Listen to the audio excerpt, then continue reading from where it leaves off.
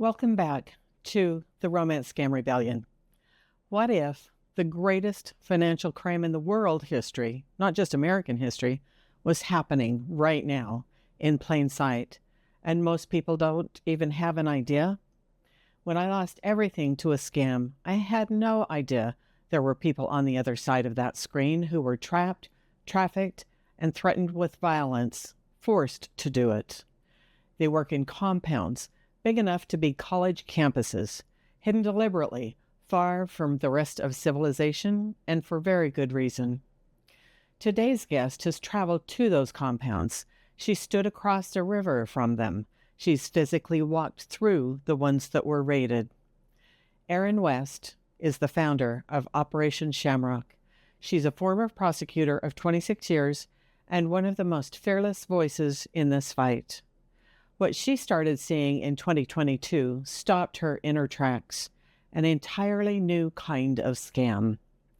Operating out of these massive compounds in Southeast Asia and run by transnational organized criminals and powered by human trafficking victims forced to steal billions from everyday Americans, just like me. She left her career, founded Operation Shamrock, and hasn't stopped fighting since. In this conversation, Erin takes us inside the compounds, explains why she calls this our economic 9/11, and tells us exactly what victims can do right now to get help. This one will change the way you see the world. Please like and subscribe. Now, let's get to our conversation. Today, I have got a very special guest for you, and her name is Erin West. She has a nonprofit called Operation Shamrock, and she's here today to explain to us about how that works. So thank you, Erin, for coming on this podcast. Thank you so much for having me. It's a pleasure to be on your podcast. Would you tell us about you, first of all, and how you got into this business and what is Operation Shamrock? Sure. I was a prosecutor for 26 and a half years. And the last 8 years of my career, I spent fighting high-tech crime. And starting in 2022, I was seeing a new type of victim who had had all of their money stolen from them by meeting someone online. And I knew about romance scams. I'd heard about romance scams before, but I had never seen anything like this before. The numbers were staggering. It was so much loss. And so I became really fascinated in how this was happening, why it was different, and what was going on. And I came to find out that it was a whole new type of crime that was happening from a really organized scam compounds in Southeast Asia. This was transnational organized crime. And so I did what I could and organized and fought this and was able to claw back some of the stolen money and get it in the hands of victims. And I did all that as a prosecutor. And then I realized that there was more I wanted to say about this. And I couldn't talk publicly when I was a employee of the government. So I ultimately retired. I started a nonprofit where I fight this type of crime all day, every day. And it's taken you around the world now, right? It really has. Once I realized that this was happening at scale in Southeast Asia, it was really hard for me to understand that this was happening in 2025, that really this was happening inside massive compounds where victims had been trafficked in. They had been led to believe that they were doing they thought they were getting an office job, and the next thing they knew, their passports were taken, their mobile phones were taken, and they were forced to work as the very scammers behind all of the screens that we see today. And so I needed to see that with my own eyes. I needed to understand where this is happening and why it was happening. So I started traveling to Asia to see it. And I found myself on the other side of a river from KK Park, one of the most notorious scam compounds in Southeast Asia.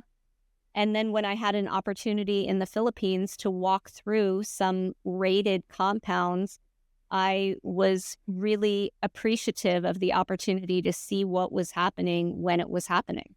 So the compounds, they're mainly in Cambodia now, but there's some in the Philippines. Where else are they?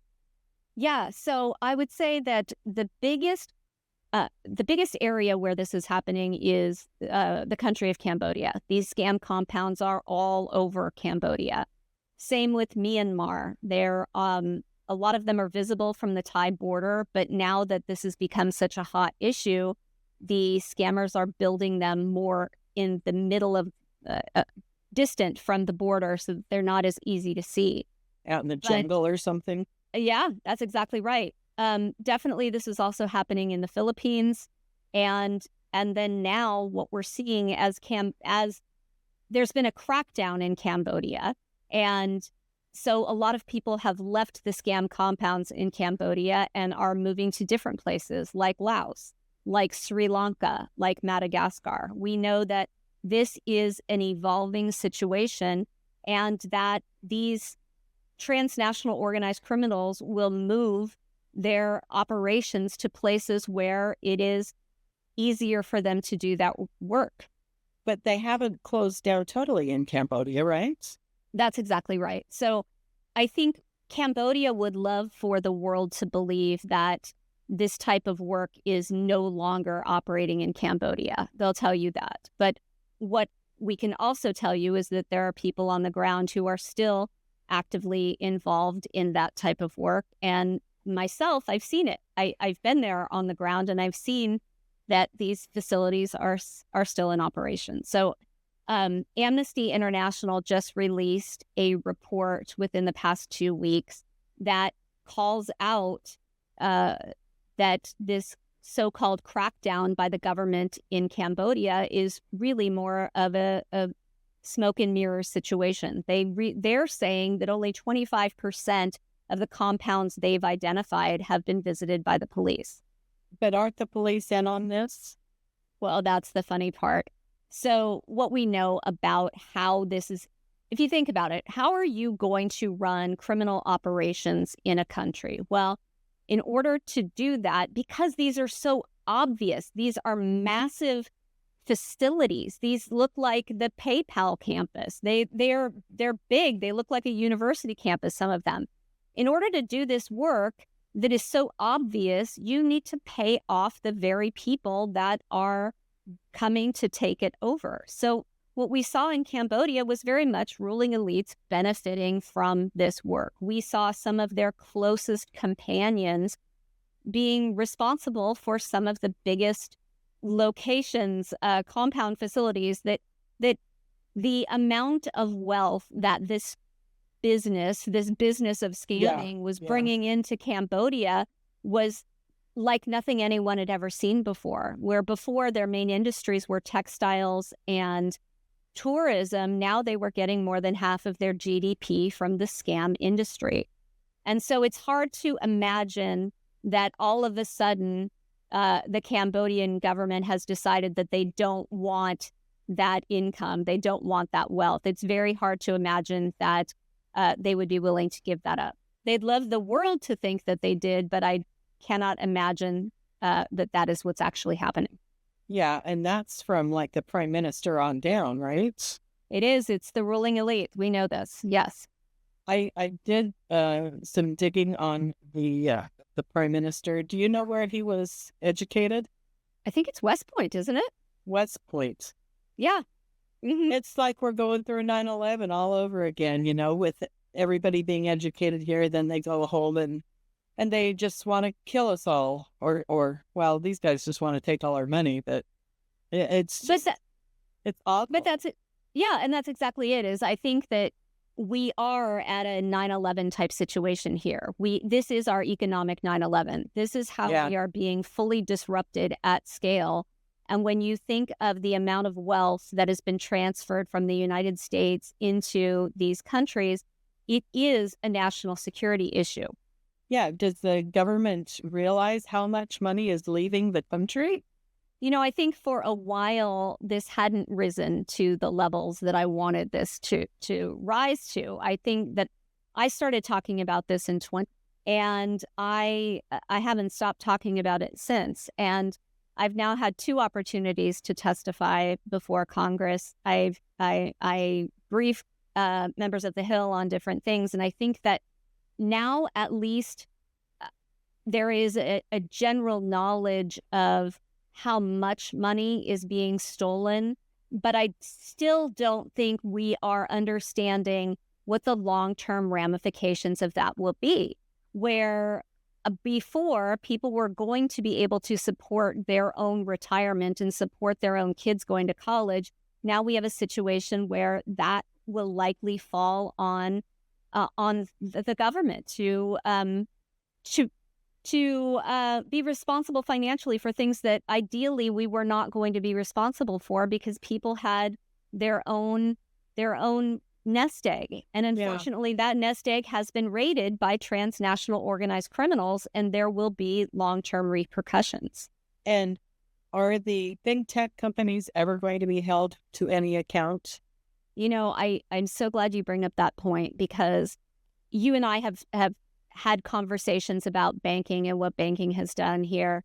And I think that we always see banking at the table in terms of what they're trying to do to make this better. But what we really lack is any kind of actual transparent commitments from social media about what they are willing to do to curb this scamdemic. What we see is that they hide behind contributing to certain organizations or assisting certain members of government in what they're doing. What we haven't heard is an ongoing, we will stop the scam ads on our platform. We will root out the fake profiles on our platform. And so as a result, I find them to be enablers of this problem. And so your question, will they be held to account? Not until the rest of the world is willing to gang up on them. I mean, I think we saw Zuckerberg last night at Donald Trump's event with the USC fight in front of the White House.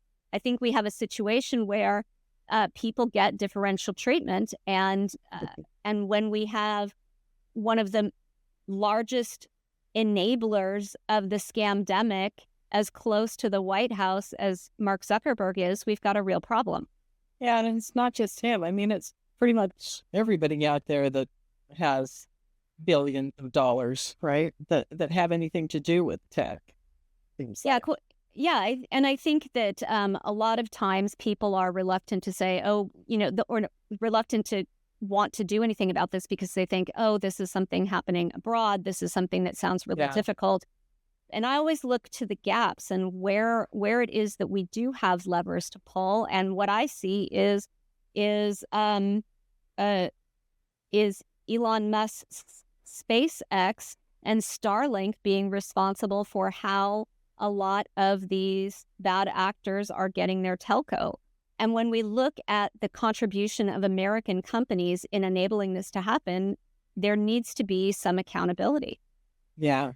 But they're so far in the pockets of those in power, it is pretty mind-blowing and not in a good way. It seems like nothing is ever going to happen. Meanwhile, I live on unemployment and Social Security as long as that lasts. It's depressing, is what it is, that we can't move a little bit faster in this country. But I understand that the way things are right now, hopefully will not be how they are in the future. Hopefully something will happen. But I hope so. Take us back for a minute, because I know I saw you go to Cambodia and you're in the car with your friends going through some of these scam compounds, and you saw one of those dark rooms. What the crap? What are they like? Are they like a cell? Or can you describe that? Yes, I've definitely seen torture rooms, and what I can tell you is the one I saw for sure in the Philippines that was identified as a torture room had a locked. It would be locked from the outside. It was a longer, dark room. It was like a closet, only it was deep. And on the wall there was a metal bar that was bolted to the wall, and they could handcuff you to that far. And from there, they could attack you with baseball bats or tasers. Oh, Um, I've heard horrible, horrible stories about people who were were handcuffed to a wall like that and left for days with without food and water. And there are really horrible, horrible stories I could tell you about the amount of violence that is happening to these human trafficked workers to coerce them into doing this really inhumane work. I can't imagine that the world has gotten that evil. It's so hard to believe that in this day and age that could still go on. That's exactly how I felt, which is why I went there to see it, because it was really hard for me to fathom that there were these massive buildings with people inside them forced to do this work. And I stood right across the river from them. I saw them. I know that that was happening while I was there. And there's something very eerie about knowing that in this time, just like you were saying, that we all know that there are slaves inside here in forced labor doing projects that are so destructive to other humans. And I can remember specifically last summer when a trafficked victim from Uganda reached out to me. He sent me the coordinates, told me where he was, and he said, I am going to work right now to go attack Americans. I am going to work right now to go reach out to your cousin, your mom, your friend, and romance them and steal their money. And there was nothing I could do with that information. And I used it every which way I knew how. I gave it to media. I used it on my LinkedIn. I spoke at a G7 event where I played some of his audio saying, we have got to stop this. And to me, the humanity of this crisis is what drives me every day. The fact that we have victims like you on one side who have been financially destroyed and emotionally robbed. And then on the other side, we have human trafficked victims who are being physically beaten and who are being forced to do really inhumane acts. And the only people benefiting are these organized criminal syndicates. Mm-hmm. And they're benefiting in a transfer of wealth that is absolutely unprecedented. We have never seen this kind of movement of money like we are seeing right now. Yeah, it's incredible. It's a generation's worth of wealth. At least one generation. Right. At least, right? Yeah. It's a tremendous amount of money. And then when you think of it, and you and I have spoken about the way your money was transferred and that it's getting transferred in so many, everybody's getting a cut from the Bitcoin or crypto kiosk operators to the even, the true American crypto exchanges are getting a piece of this, and that platforms are getting a piece of this when they are allowing these bad actors to buy advertising on their platforms. Everybody is getting a cut of this money, and it's just an incredible amount of wealth. It's hard to understand where it could all possibly be today. And consequences be damned. Right? We're just not seeing nearly enough accountability. Yeah. Well, we're seeing relatively zero accountability. So I have had people reaching out to me and saying, hey, I reported this to the IC, nothing's been happening. Is there anybody else I can reach out to? I've actually been directing people your direction for Operation Shamrock plus AAP, who's about Fraud Watch. But when they come to you, what does Operation Shamrock do? I'm glad you asked. So the way Operation Shamrock originated was I was a prosecutor. And I was seeing how many victims there were and how much they needed. I was seeing that this was happening over the blockchain, and that to be effective in helping victims, you need immediate information. You need that information getting immediately in front of an investigator who knows what to do with it. And we were in a place where there weren't enough investigators who knew what to do with it. And there wasn't a good mechanism for getting victims in front of those investigators in the shortest amount of time possible. So we built something called our triage team. Because what we found in Santa Clara County with my team was there were ways to recover some of this stolen cryptocurrency if we got the information soon enough and if we were able to do something with it. So we reached out to other investigators and prosecutors and analysts working in law enforcement who were doing this work. And we said, let's team up, let's build a coalition. And we did. We built something called the Crypto Coalition. We started off with 85 members of law enforcement, and now we're well over 2,000. Okay. And we work together. We have a very active listserv. We have a monthly webinar where we learn from each other, and we have an in-person conference once a year. But the most effective thing that we have in this coalition is we have our triage team.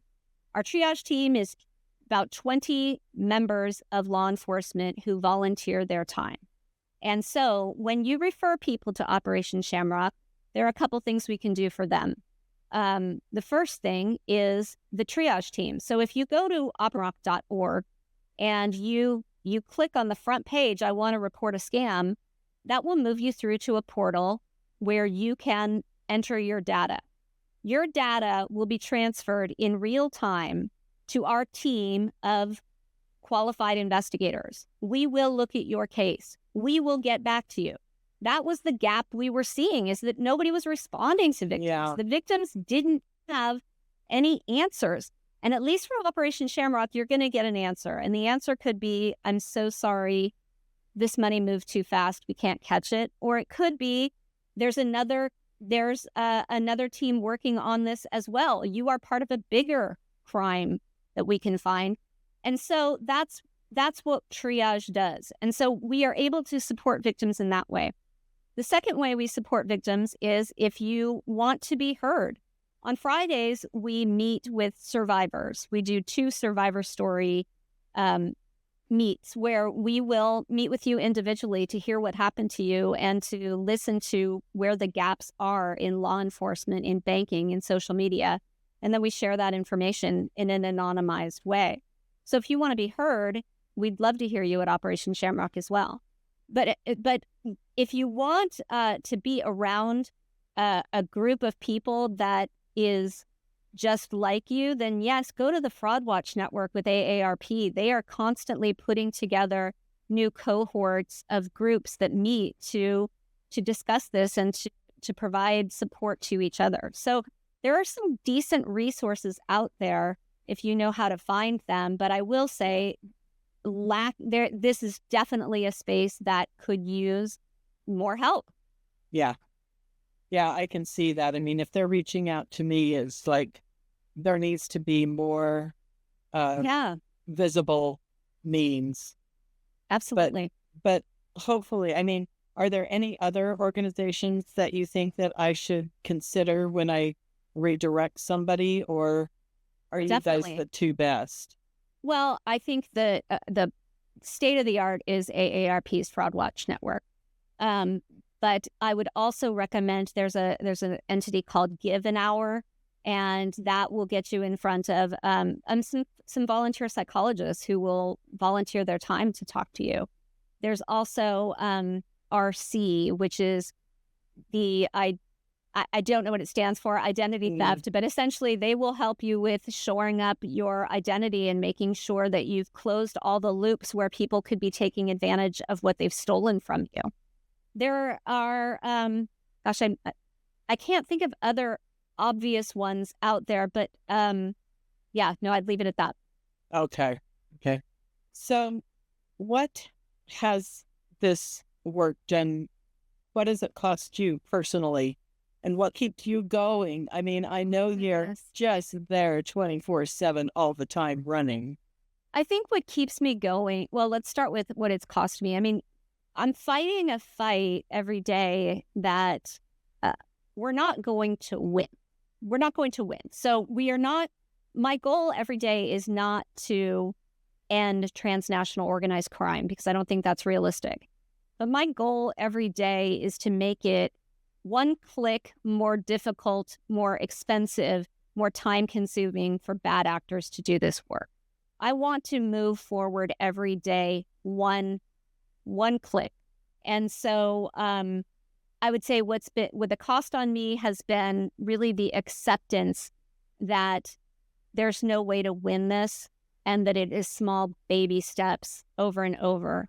And so what keeps me going is, I would say, there is a win every day. There's a win every day. I will hear from someone that says, that was meaningful to me. Thank you for doing that. I listened to Anola's podcast and I realized that a similar thing happened to me and I feel less alone. So there are tiny wins every day, and that keeps me going, because I've never seen anything like the emotional damage that has been wrought on our nation in a really organized, systemic way. Yeah. It's rough. It's insane. And I think one other piece I'd like to say about that is, when bad actors are doing this kind of damage to other industries, there's a way for that industry to unite. If they were taking on the American automotive industry, there would be an ability of the American auto industry to come together and to fight this in a bigger way.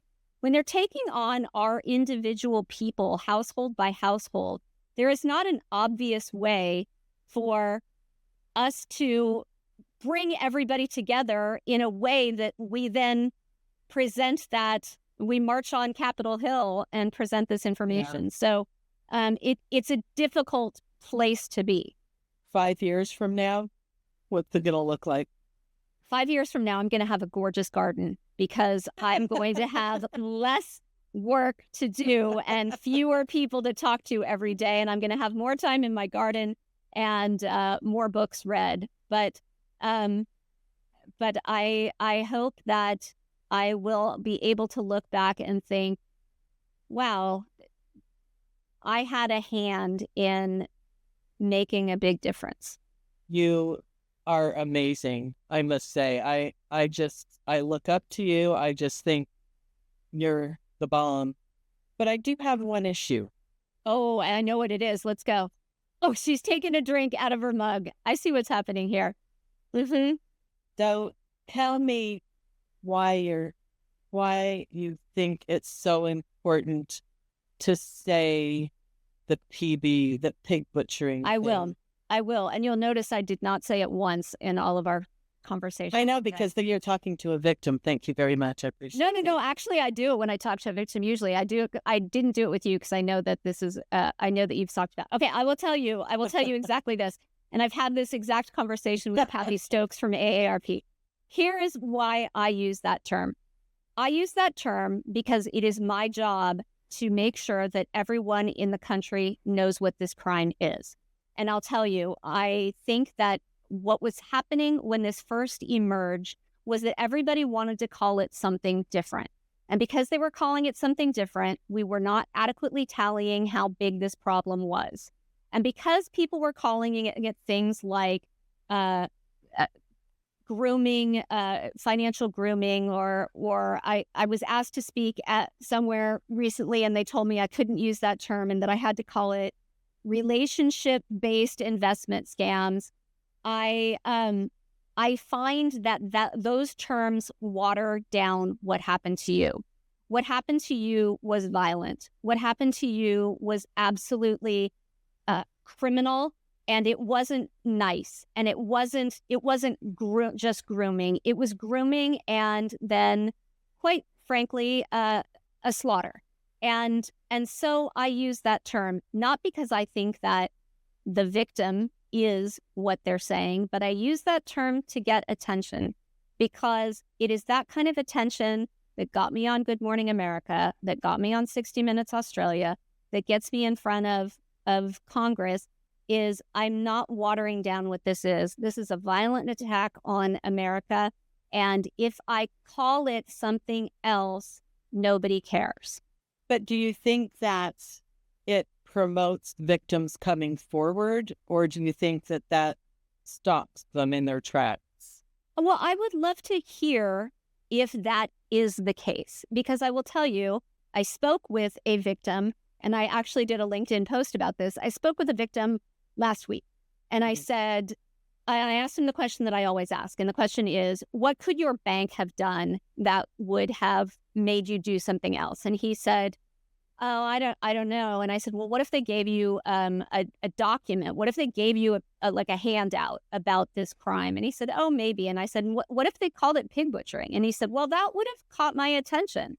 And he was strong about saying, yeah, that might have made a difference.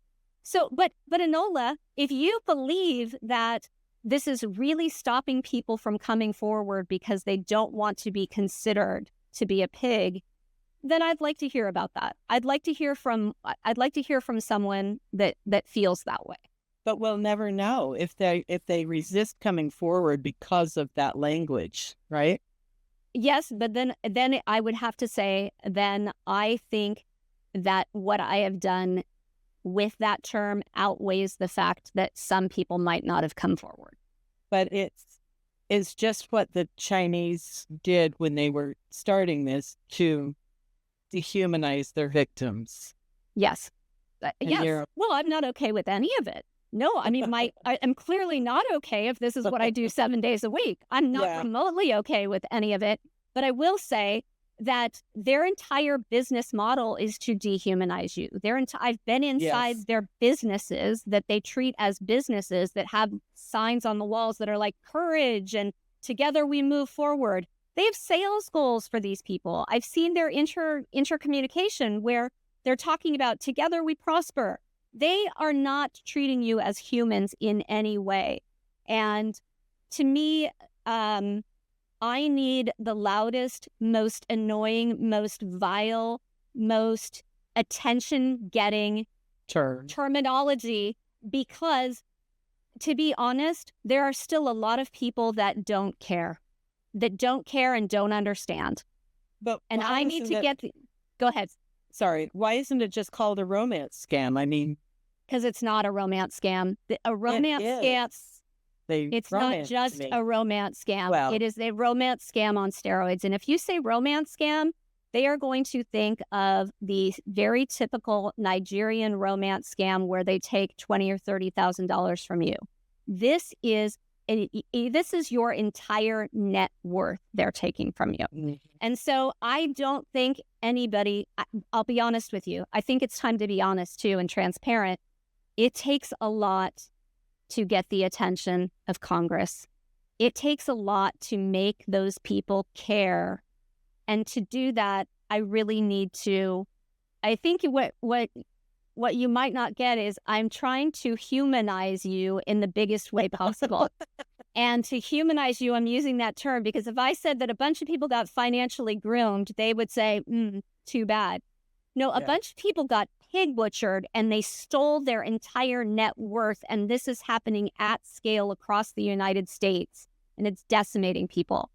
And if that makes you feel sad about this then I think what they've done to you outweighs a million times what Erin West is calling it. Who cares what Erin West says about any of it?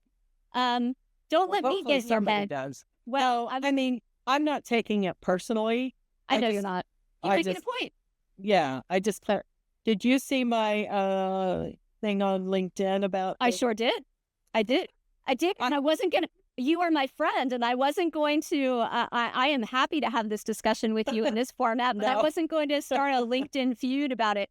No. Holy cow! Know that. Yeah, people in this space know that Erin West is going to say pig butchering. She is, and she's going to say it over and over. And and Kathy Stokes is not going to say pig butchering, and that's okay too. Kathy Stokes is quoted in an article on ABC today about this threat and how bad it is. Everybody, there are a handful of us that are doing our best every single day, and I have nothing but respect for how we're all doing it. Yeah, and same here. I mean, I know that I just got done talking to Kathy Stokes before I talked to you today. I'm just going, oh my gosh, this is insane.